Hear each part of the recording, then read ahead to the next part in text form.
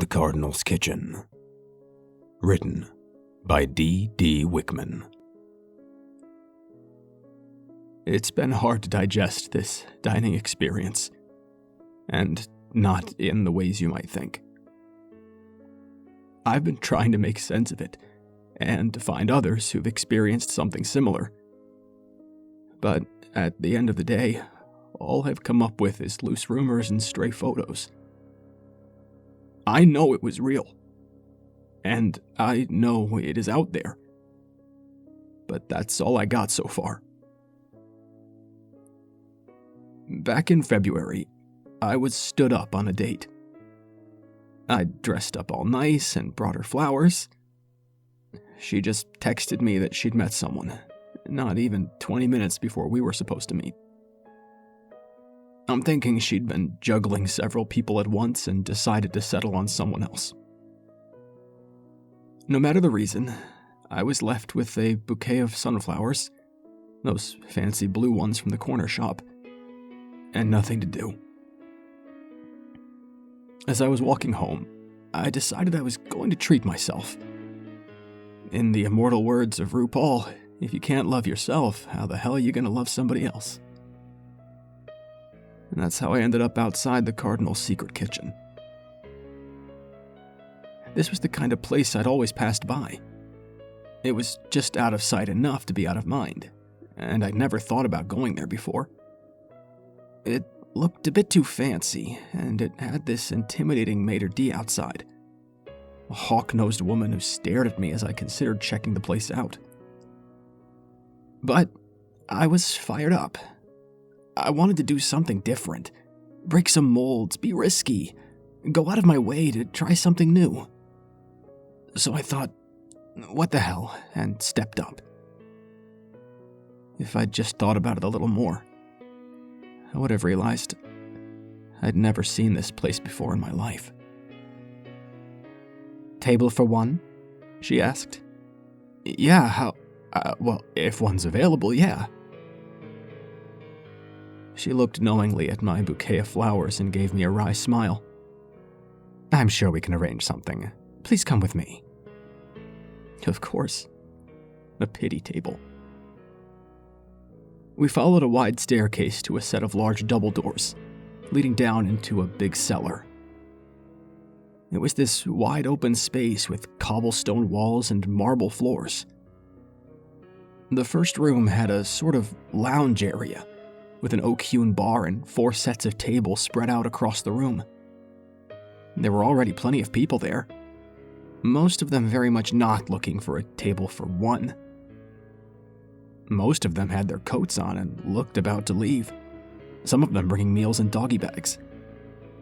Business-like types of people, laughing and drinking.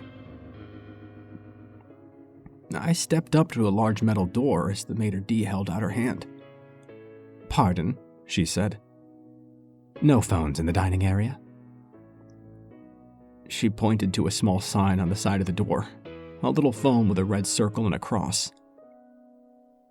Of course, I smiled like an idiot. Where do I? She held out a little silver tray, which I put it on. We can charge it for you while you dine, if you wish. Sure, thanks. Absolutely. If you just keep going to the next room, Antonia will meet you. I thanked her as I stepped through the doors. I actually thanked her. As I walked through the door, I came into a dining area. It was a long room, about 50 by 30 feet, with an identical metal door on the other side. I realized I was still carrying my bouquet of blue sunflowers, so I dropped them in a little garbage can by the door. There were 8 tables in total, 4 on each side of a red carpet. There were thin mirrors on the side of the wall, as if to simulate slim basement windows. The large door swung shut behind me, rather forcefully. The dining hall was full of dinner guests, most of whom seemed to be waiting for their order. I did as I'd been told and just kept going straight through, opening the door on the opposite side. Another room, almost identical. This place seemed larger than I'd thought. I could have sworn it would have one main room and at most one side room. This seemed excessive. Then again, I'd never been there before. Still, I'd lived in this town for 7 years and never heard anyone even mention it. Another 50 by 30 foot dining area. There were a bit fewer guests in the second room, but no waiter, so I just kept going. There was no Antonio coming to meet me, so I figured there was a room even further off. There was yet another door on the opposite side of the room after all. Just how big was this place? I noticed some of the guests giving me side eyes, as if I'd stepped into something private. At the moment, I wasn't really paying attention, but thinking back on it, I think at least half of them were talking in foreign languages. Just as I was about to step through the next door, it opened. 2 guests stepped out, carrying a paper bag. A doggy bag, like the ones I'd seen in the lounge. I figured I must be on the right track. But as I stepped through, and the door closed behind me, I realized something was off. The third room, identical to the other 2, was completely empty. Not a single dinner guest. 50 by 30, the same type of tables and everything, but empty of people. I thought I'd stepped into some place I shouldn't have, like it was closed off for some reason. I turned around to head back, thinking I might have missed something, but the room I just came from was also empty. I just stopped, as my heart skipped a beat. I was standing in the doorway between 2 identical empty rooms. Looking back and forth, I was having trouble wrapping my brain around it.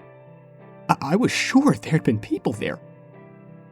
It was messing with my head. Had I been turned around somehow? Had I imagined them? Hello? I called out. I'm looking for Antonio? No answer.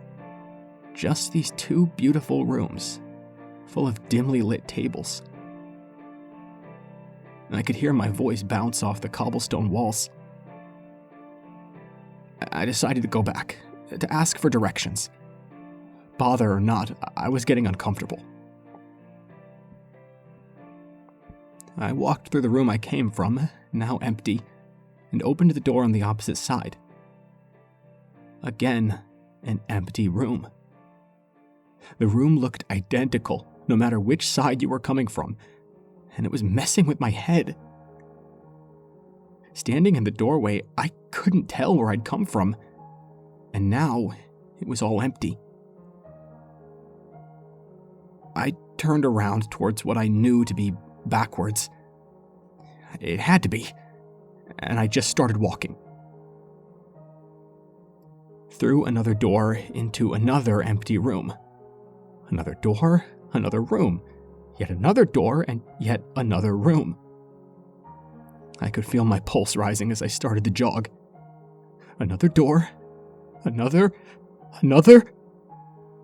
all leading into the same kind of empty room with the same cobblestone walls.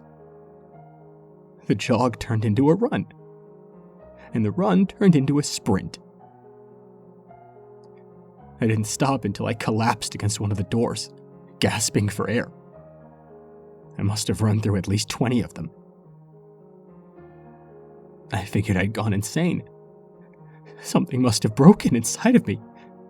Maybe I was having some kind of seizure. I collapsed against one of the doors, trying to catch my breath. There was a garbage can on each side of the room, placed in an identical way. Out of exhaustion, I checked it. My blue sunflower bouquet was in there. How? I dropped it in the first room. This wasn't it. I picked it up and clutched it to my chest like a teddy bear. This was impossible. What I was experiencing was impossible. There was no way this place was so big and there was no way everyone would just decide to collectively leave. Counting the petals on the bouquet, I started thinking maybe the place itself was crazy and not me. If I was sane enough to calmly count, to think things through, well, maybe I wasn't the problem. The maitre d' had taken my phone. That couldn't be a coincidence. Well, then again, even if she hadn't, I might not have coverage underground anyway. But it got me thinking. Maybe there was some sort of method to this madness. What did they want from me? As I kept walking forward, I started noticing little changes. The tablecloths were a darker shade, and the red carpet started to look black. There were irregularities on the floor, making me almost trip over my own feet. The mirrors on the wall were less reflective until they were just glass. The cobblestone patterns were changing room by room, going from even sizes to these absurd and almost biological-looking shapes. The simple dining room chairs were changing into stools, office chairs, and even a beanbag at one point. It seemed that the further I went, the less the place resembled a dining room hall, like I was going further and further away from what it was supposed to look like. Devolution, in a way.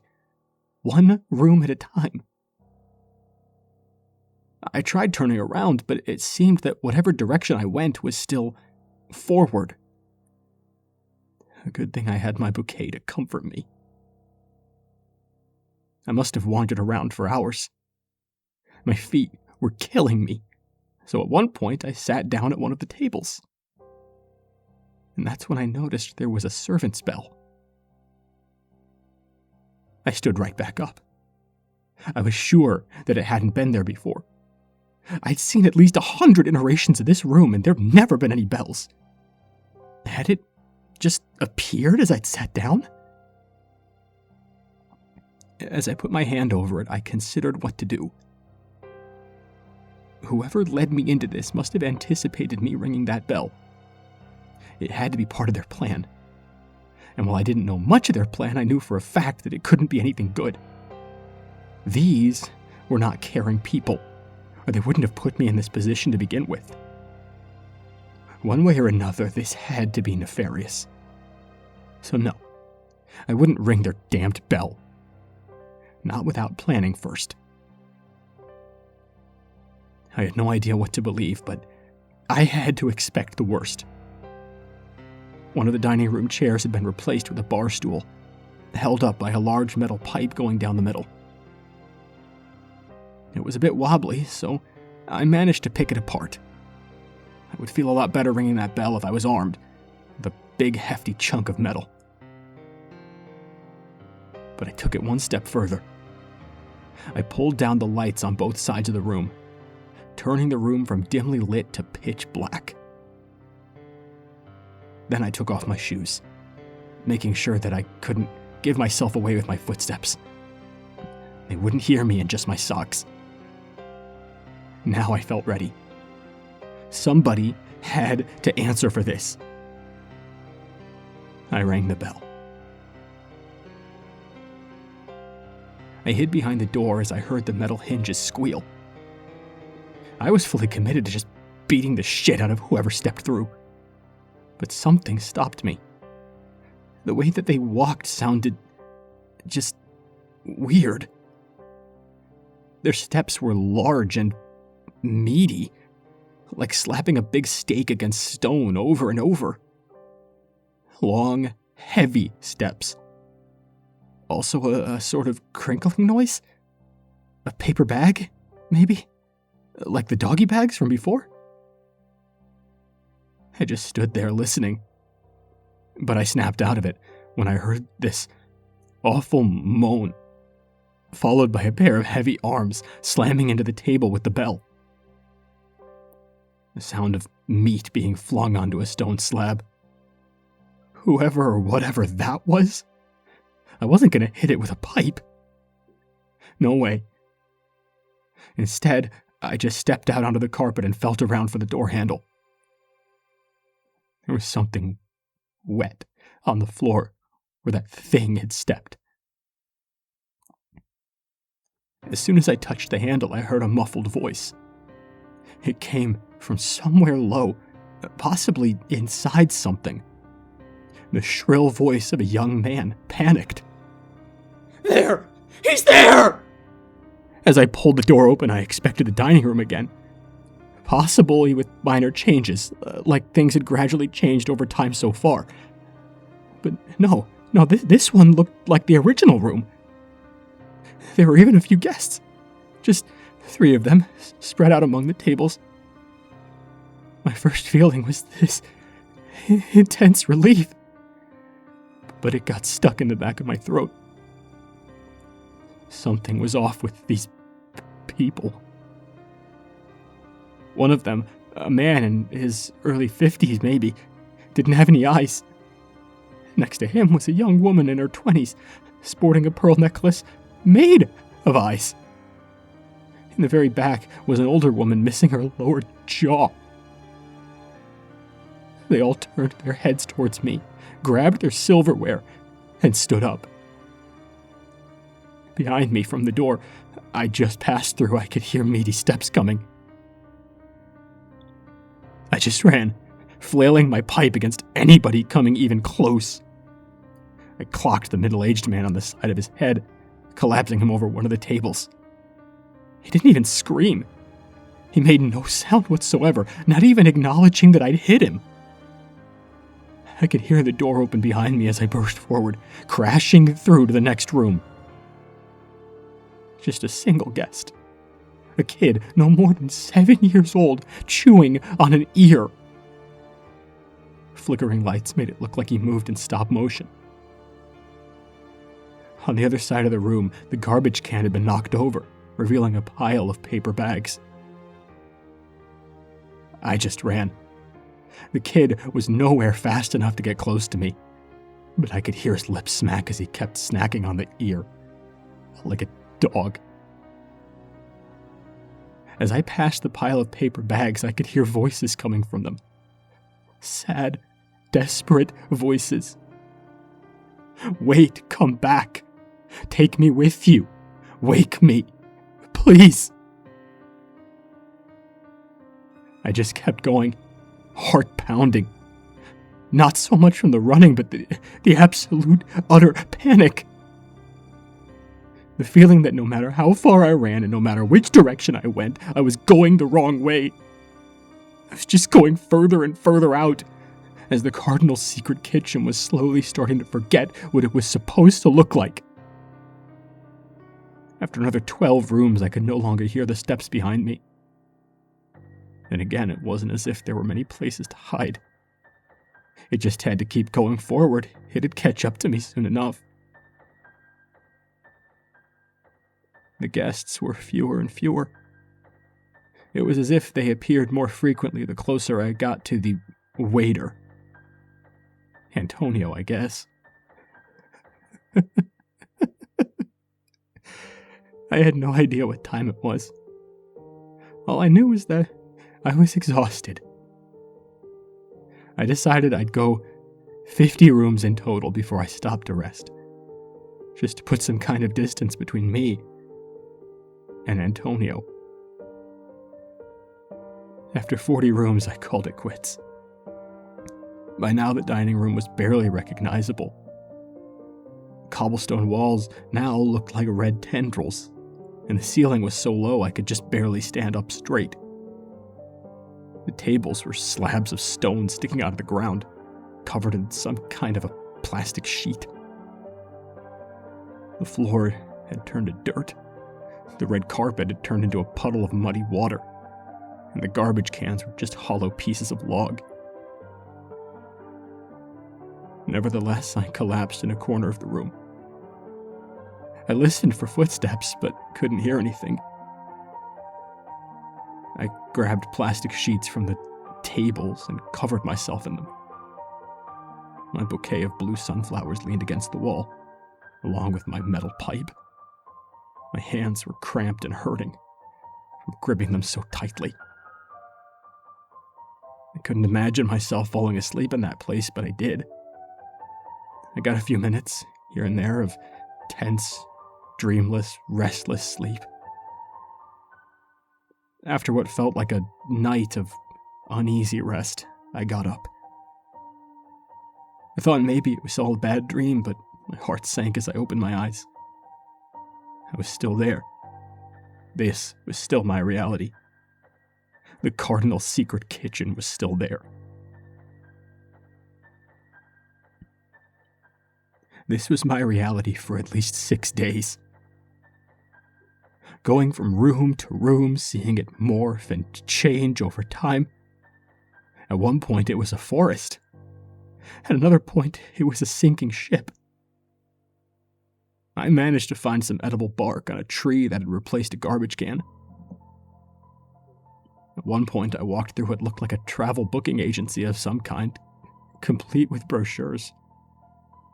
They weren't even readable brochures, just symbols that kinda looked like an alphabet. Like the place was just trying to emulate something to an approximate. I did hear the footsteps at times. When I did, I broke the lights, or whatever equivalent was there, and hid. As soon as I slipped past the waiter, I'd run through the door and just keep going. No matter what I heard, those muffled voices scream at me. The carpet was often replaced with a ditch or a puddle of water, so I did have something to drink. It had a faint whiff of ammonia, but when you've literally crawled from one room to another looking for moisture, you stop really caring what might be in it. My sweat-soaked shirt was cutting into my neck, and I'd gotten dozens of rashes. I tied my socks into a makeshift bandana to keep the sweat out of my eyes. Picked up tablecloths along the way to make myself kind of a bag. It let me pick up little things to use like ashtrays, loose rocks, firewood, and similar things. I was shaking from exhaustion as I stepped through another door. That was the one thing that didn't change. The door. The same metal door, the same metal handle.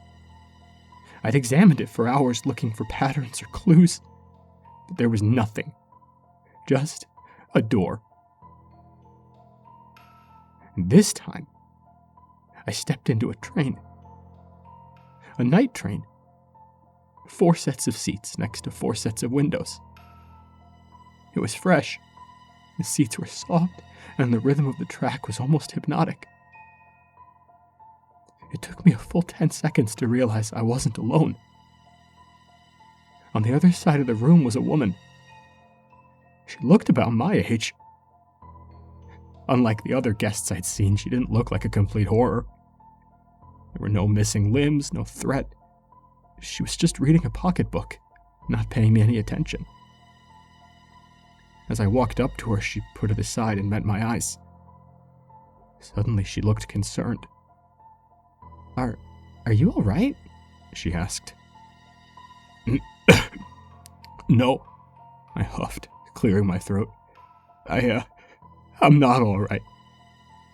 What happened to you? You look awful. I'm not proud of it. I just broke down sobbing.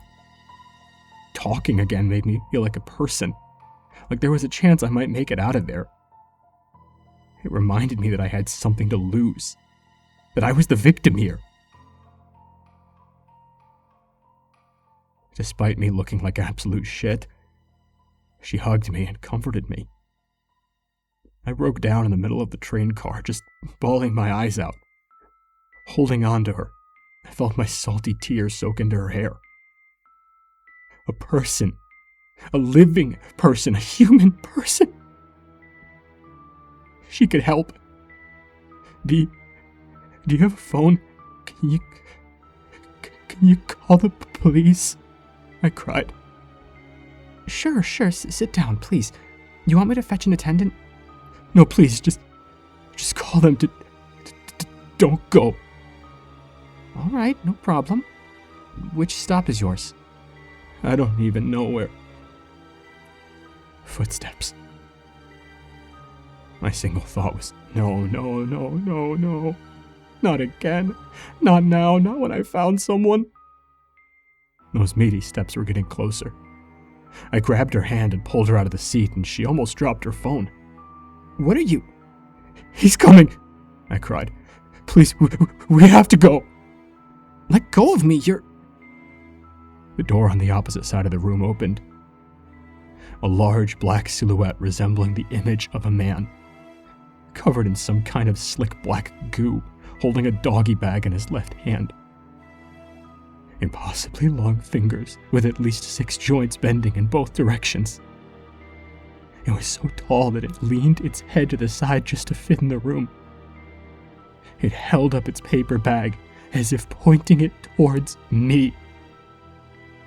There! The bag wheezed. He's there! Come on! I screamed. Come on, come on! She tore away from me and pressed herself against the window. Clearly she was more afraid of me than what was coming towards us. It was as if she couldn't see it. I reached out to her, but she just screamed and fought me off. The thing, the waiter, Antonio, was coming towards me with long, multi-jointed legs. Meaty steps slapping onto the carpet, leaving black footprints behind. I couldn't stay. I couldn't drag her along into this. I just had to keep going. Door, door, door, room after room after room. I was growing more and more exhausted, not only physically, but losing my will to run. Help was long gone by now. I was trying to convince myself that maybe they weren't all that bad. You know, maybe they wouldn't kill me. Maybe they could be reasoned with. Finally, as I collapsed into a room looking like an approximation of a 40s roadside diner, I just couldn't get up. I tried to crawl, but as I reached the door on the opposite side, I couldn't go on. The waiter opened the door behind me on the opposite side of the room. Finally, the bag wheezed. Finally, it's done. They were right. I was. With a final effort, I grabbed the metal garbage can by the door to try and pull myself up. Instead, I just knocked it over, spilling paper bags all over the floor.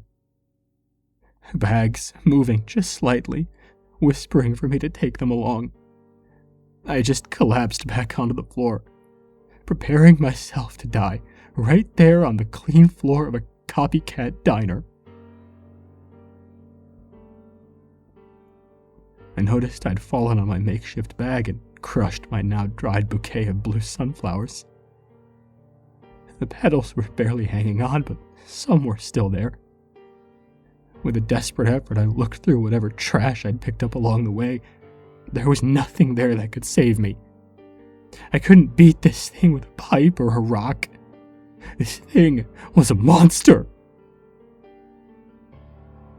As the creature loomed over me, I could barely hear my thoughts. My blood was running through my mind, pounding at the back of my eyes.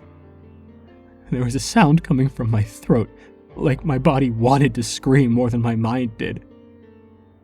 I grabbed the closest things I could and shielded myself. The worst part was the waiting, not knowing what would happen.